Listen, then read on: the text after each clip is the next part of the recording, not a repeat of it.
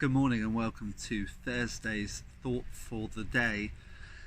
And as you can see, that African heat wave has arrived. It's still a bit cloudy. And there's drilling going on in the background, so forgive me if there's an occasional background noise of drilling. The thought that I read today I wanted to share with you is called Finished. Just before he died, Jesus shouted from the cross, "It is finished." What was finished?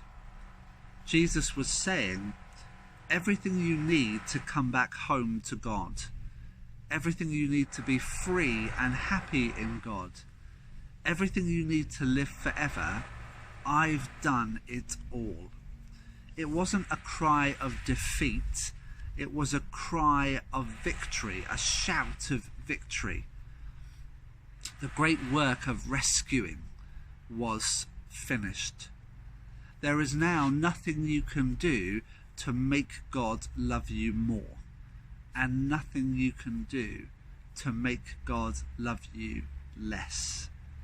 It is finished. And the verse for today is from the NIV, from 2 Corinthians 9 verse 15. Thanks be to God for this indescribable gift.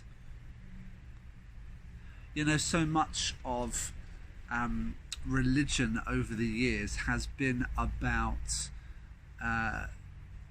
good behaviour. You know, not doing the things I shouldn't do and doing the things I should do.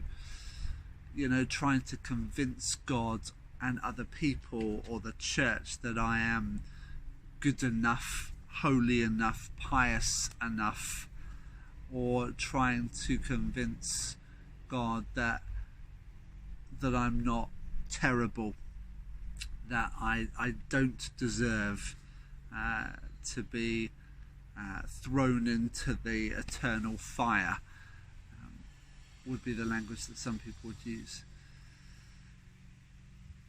And yet, what we read this morning and what we see in the gospel story, what we see at the cross, is that those words are utterly transforming and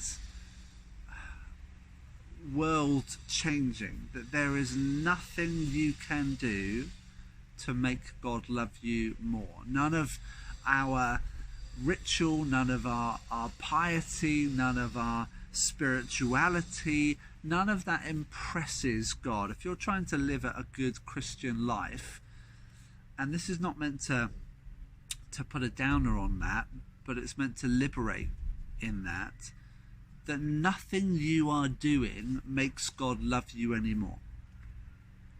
None of your Christian walk impresses God to the point where God loves you anymore.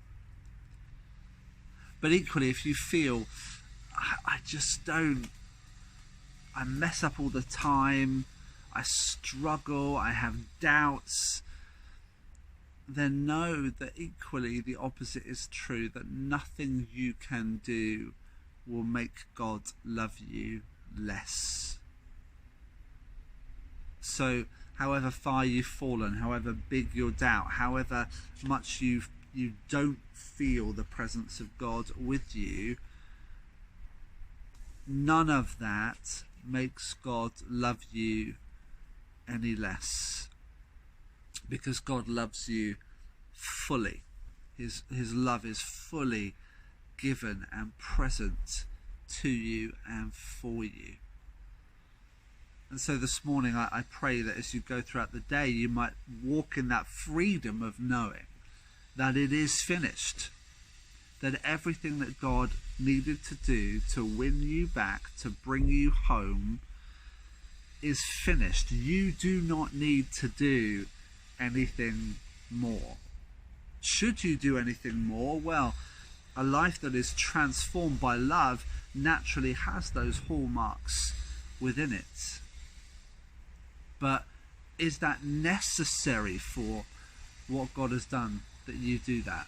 No, it is finished. He has done it all. But out of response to that, how are you going to live? Are you going to walk in that freedom, that life of love? Or are you going to live with the same old cycles, trying to impress a God you don't need to, and worrying about being rejected by a God who promises never to leave you? So today, may you walk in that freedom. God bless you, and I'll talk to you again tomorrow.